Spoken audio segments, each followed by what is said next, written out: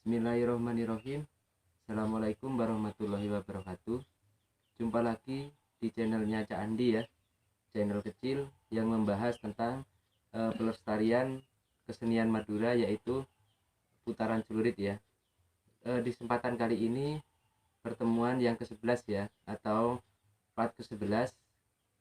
Kali ini saya akan membahas tentang bagaimana cara menyembunyikan senjata dari arah sayatan ya, atau kita sudah sampai tahap kembangan yang keempat.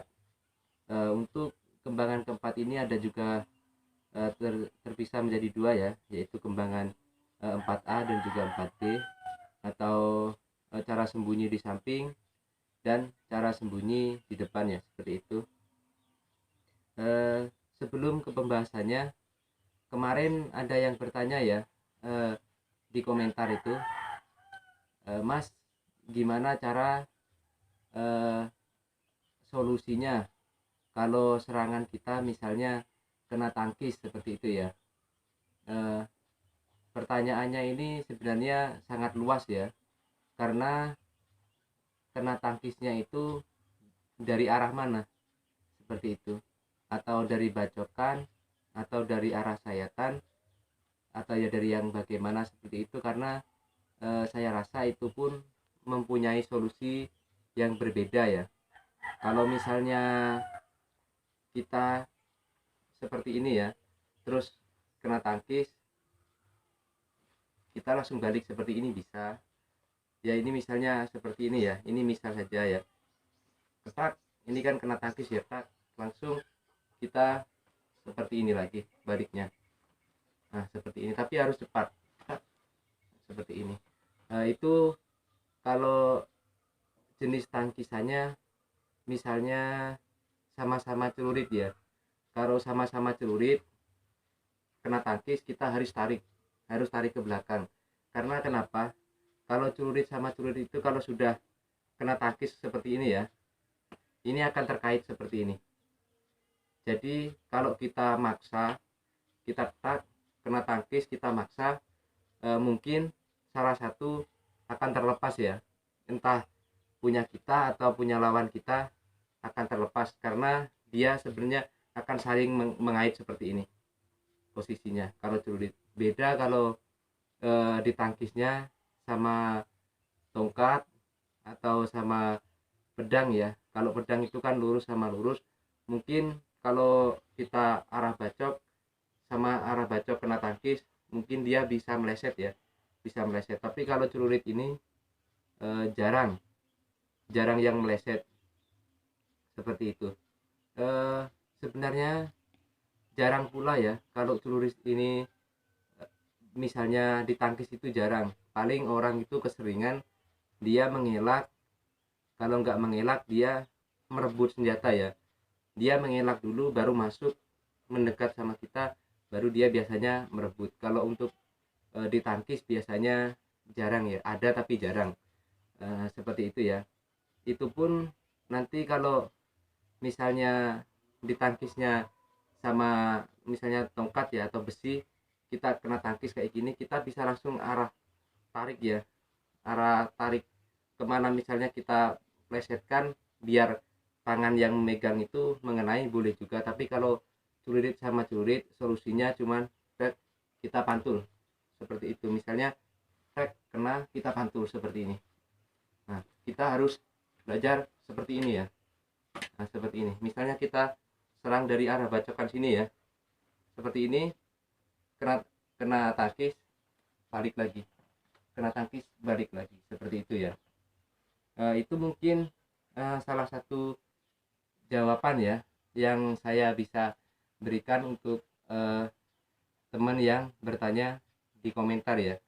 Nanti untuk pembahasan lainnya mungkin bisa di video selanjutnya ya, karena kalau versi tangkisan ini dari arah sayatan itu beda juga ya, solusinya gimana beda juga. Oke, langsung saja ya ke video bagaimana cara menyembunyikan senjata dari arah sayatan ya. Untuk versi kembangan 4A kita punya versi sembunyi samping ya, di sini ya, dari arah sayatan. Bagaimana caranya? Seperti ini ya, saya akan mencoba mencontohkan ya. Ini sudah saya bikin sepelan mungkin, karena kalau terlalu pelan pun susah ya, ini bisa goyang soalnya. Seperti ini ya, kita misalnya sayat seperti ini ya, kita menyayat seperti ini. Ini sembunyinya kembalinya ya, kita sayat. Kembalinya ini kita lakukan putaran seperti ini. Ini untuk versi sembunyi di samping ya, seperti ini. Saya ulang lagi ya, kita sayat, kembali kita putar di sini, putar lagi di sini, dia di sini ya, baru kita pegang seperti ini. Saya akan mencontohkan lagi ya, kita sayat dari sini, kembalinya ini untuk versi sembunyi depan ya, tapi ini nanti kita akan bahas versi samping ya. Dia seperti ini ya, kembali di sini kita berhenti di sini, ada di sela-sela sini, seperti ini. Seperti itu pelannya. Kalau agak cepatnya seperti ini ya.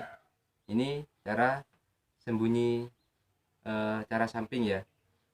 Ini sama, sebenarnya sama kita arah bacokan ya. Kalau kita bacok seperti ini.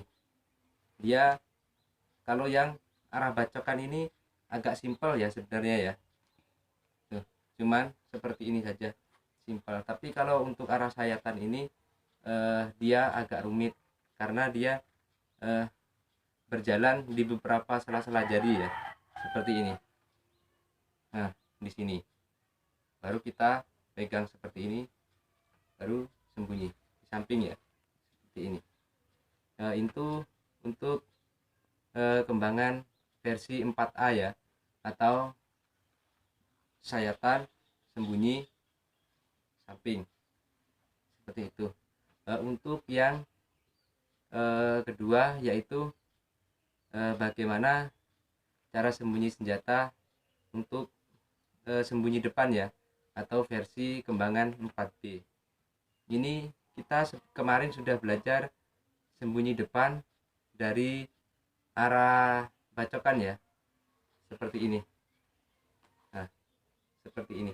Nanti untuk sayatan pun untuk kembangan 4B ini jatuhnya sama seperti ini, cuman kita berangkatnya dari arah sayat ya, seperti ini. Ini misalnya seperti ini ya, kita sayat, kembalinya seperti ini. Ini untuk kita mengulang materi yang kemarin ya. Kalau materi yang kemarin dari arah bacokan, kita sembunyi depannya dia bermain di sini ya, bermain di sela jari sini, baru seperti ini. Tapi kalau dari arah sayatan kita seperti ini ya. Kita bermain bukan di jari manis ya, tapi di tengah-tengah jari kelingking, jari sini, jari kecil ini ya. Dia bermain di sini, baru kita pindah seperti ini.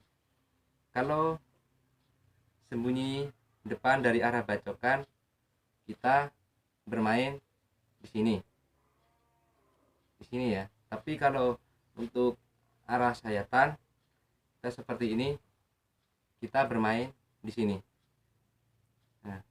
di sela-sela antara jari manis dan jari kelingking ya, atau jari yang kecil ini di sini, baru kita seperti ini. Sebenarnya sebelum melakukan cara sembunyi atau yang bermain di jari-jari ya, kita harus memperkuat jari-jari ya sebenarnya, biar cengkraman kita itu, biar kita cara menjepit ini itu kuat. Biasanya kita bisa menggunakan alat seperti itu ya, yang di tengah ada pirnya, di sini ada kayu, di sini ada kayu, di tengah ada pirnya, kita bisa buat seperti ini itu. Atau kita juga bisa melaksanakan atau melakukan senam jari ya.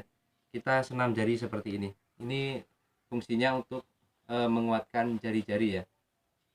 Saya akan ulang untuk versi 4A yaitu sayatan dan sembunyi samping ya. Saya ulang lagi. Nah, seperti ini. Ini kita mau di atas, mau di bawah sama, terserah. Untuk yang versi B, sembunyi depan, kita sayat seperti ini. Ini sama, kita bisa berpindah seperti ini ya. Sama sebenarnya seperti itu.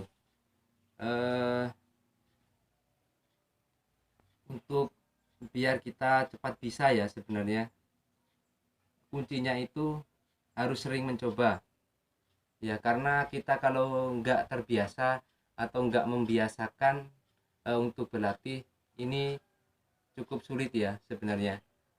Atau kita harus sering-sering melemaskan persendian ya, pergelangan ini.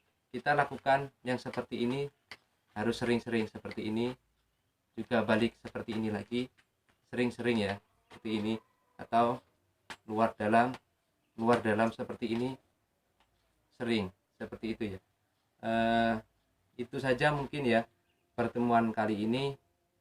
Semoga kalian terhibur dan semangat belajarnya. Assalamualaikum warahmatullahi wabarakatuh.